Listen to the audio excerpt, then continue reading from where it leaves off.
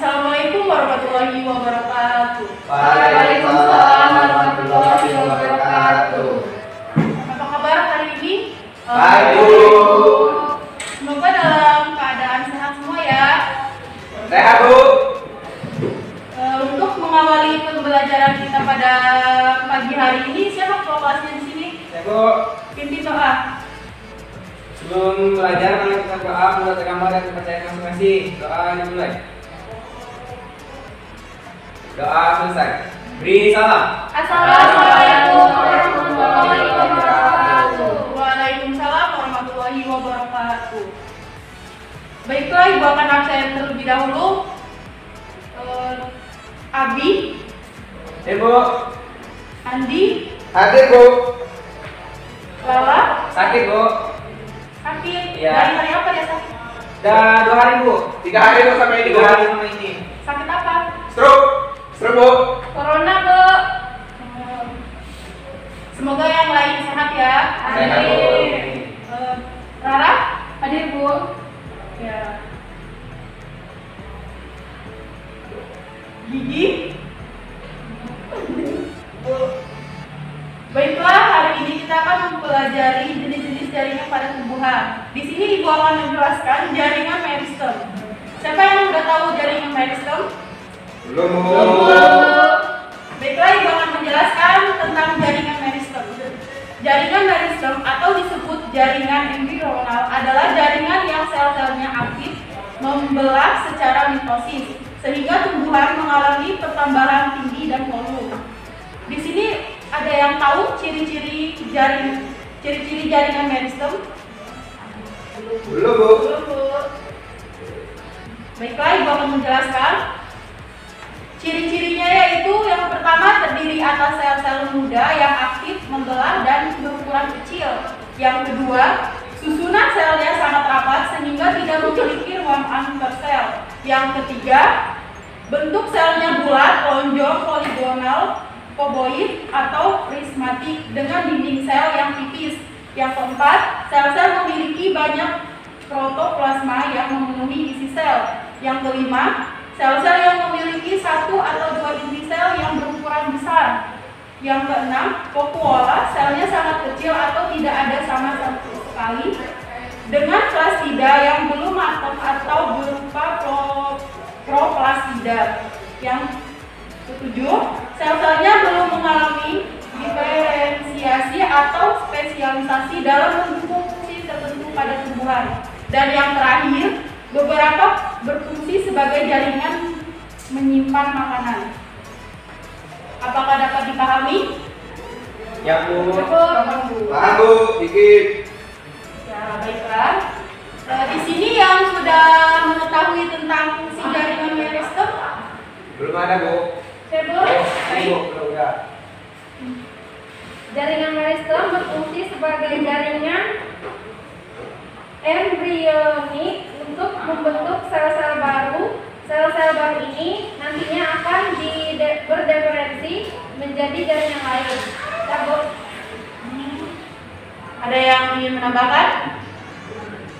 Gak ada, Bu. Baiklah, Ibu akan menjelaskan lebih detailnya. Nah, yang dijelaskan sama kalian tadi sudah termasuk, tapi Ibu akan menambahkan. Pada jaringan meristem tidak ditemukan fungsi khusus seperti pada jaringan dewasa. Akan tetapi keberadaan jaringan meristem sangat penting bagi pertumbuhan dan perkembangan tumbuhan.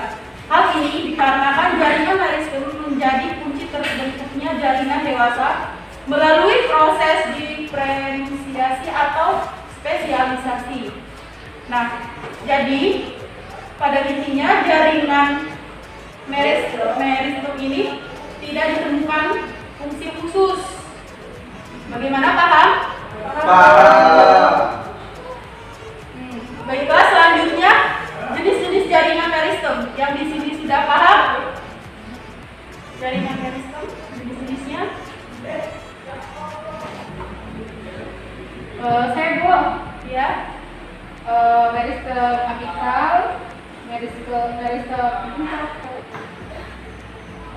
interkalar dan jaringan lateral. Ya. Ya, emang sudah benar yang dijelaskan temannya, tapi Ibu akan menjelaskan lebih detail dari yang disebutkan temannya tadi, yaitu jaringan meristem apikal adalah meristem yang terletak di ujung batang utama, ujung lateral, dan ujung akar. Dan meristem interkalar adalah meristem yang terletak di antara jaringan dewasa atau jaringan yang sudah terdiferensiasi. Dan yang terakhir yaitu jaringan lateral adalah meristem yang terletak sejajar dengan permukaan batang atau akar. Di mana bisa dipahami? Bisa, Bu. Bisa, Bu. Ada yang ingin ditanyakan dari penjelasan Ibu? Belum, Bu. Baik, Ibu akan melanjutkan materi selanjutnya, yaitu berdasarkan asal-usulnya. Di sini yang sudah mengetahui tentang asal-usulnya jaringan meristem, belum, Bu. Baiklah, Ibu akan menjelaskan asal-usulnya. Yang pertama, meristem primer. Di sini, meristem primer merupakan jaringan yang berasal dari perkembangan promeristem yang memiliki sel-sel yang berkembang langsung dari sel-sel embrionik yang terdapat di ujung batang atau di ujung akar. Yang kedua, meristem sekunder merupakan jaringan yang berasal dari sel-sel dewasa yang berubah sifatnya menjadi sel-sel meristematik. Sel-sel meristem sekunder berbentuk pipi atau prisma dan memiliki kupola yang besar di bagian tengahnya. Jadi bagaimana? Oh, jelas, Bu, jelas. Iya, Bu. Ya, Bu, jelas. Bu, tadi vakuola yang di bagian tengah itu sekunder ya, Bu? Bentar ya, Ibu ambil absen. Ya, Bu. Ibu saya mau tanya. Bu, tadi yang vakuolanya yang di tengah tadi meristem sekunder ya, Bu? Ya, benar sekali. Oke, Bu. Ada lagi yang ingin ditanyakan? Enggak. Baiklah, Ibu akan melanjutkan materi selanjutnya, yaitu jaringan dewasa. Di sini yang sudah mengetahui tentang jaringan dewasa, Belum, Bu. baiklah, Ibu akan menjelaskan. Di sini jaringan dewasa itu dibagi menjadi beberapa. Yang pertama yaitu jaringan pelindung. Jaringan pada tumbuhan berupa jaringan epidermis dan jaringan gabus. Jaringan ini berfungsi melindungi tumbuhan dari pengaruh luar yang merugikan.